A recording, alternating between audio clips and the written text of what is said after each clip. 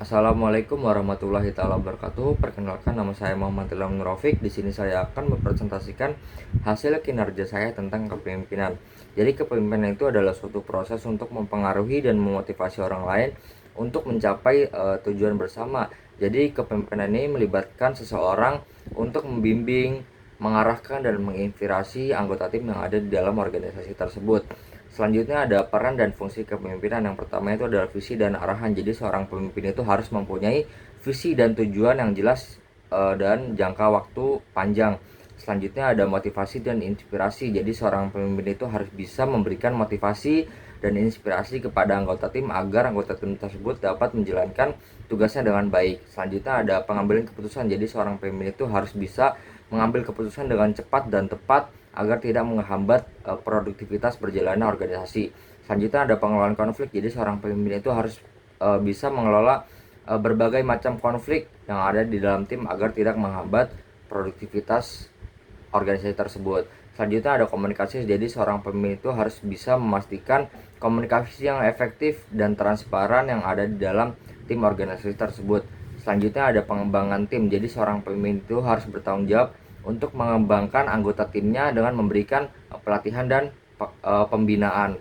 Selanjutnya ada pemantauan dan evaluasi. Jadi seorang pemimpin itu harus memantau anggota timnya dalam menjalankan suatu proker dan mengevaluasi jika ada kekurangan dan memberikan solusinya. Selanjutnya ada gaya kepemimpinan. Yang pertama itu ada gaya kepemimpinan ontokratis. Jadi seorang pemimpin itu membuat suatu keputusan itu tanpa konsultasi dengan anggota timnya. Selanjutnya ada gaya kepemimpinan demokratis, yaitu gaya kepemimpinan yang melibatkan anggota tim dalam suatu proses pengambilan keputusan.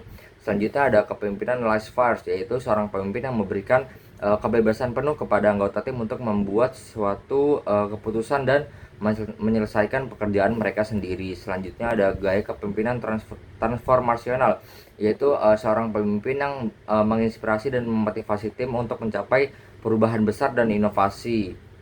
Selanjutnya ada gaya kepemimpinan transaksional, yaitu seorang pemimpin yang berfokus pada pengawasan organisasi dan kinerja tim berdasarkan penghargaan ataupun hukuman.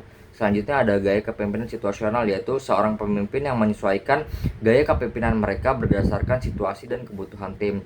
Selanjutnya ada keterampilan dan kompetensi kepemimpinan. Yang pertama ada keterampilan komunikasi, yaitu mendengarkan secara aktif. Jadi seorang pemimpin itu harus mendengarkan secara aktif apa yang dikatakan oleh anggota tim.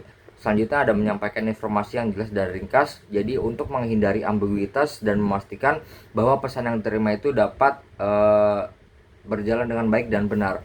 Selanjutnya ada menggunakan berbagai metode komunikasi, yaitu dengan seperti memanfaatkan rapat, email, dan alat komunikasi lainnya secara efektif. Selanjutnya ada menyesuaikan gaya komunikasi. Jadi beradaptasi dengan kebutuhan dan preferensi audiens yang berbeda. Selanjutnya ada keterampilan manajemen konflik, yaitu yang pertama ada identifikasi sumber konflik. Jadi dengan memahami akar masalah yang utama. Selanjutnya ada penggunaan strategi penyelesaian konflik, yaitu dengan menyusun pendekatan seperti mediasi, negosiasi, dan kompromi. Selanjutnya ada tetap tenang dan objektif. Jadi bisa mengendalikan emosi dan berfokus pada solusi. Selanjutnya ada membangun hubungan yang positif, yaitu dengan menggunakan berbagai konflik sebagai peluang untuk memperkuat kepercayaan dan kolaborasi dalam tim. Selanjutnya ada keterampilan dan pengambilan keputusan, yaitu dengan analisis masalah, yaitu dengan mengumpulkan data dan mengevaluasi informasi yang relevan.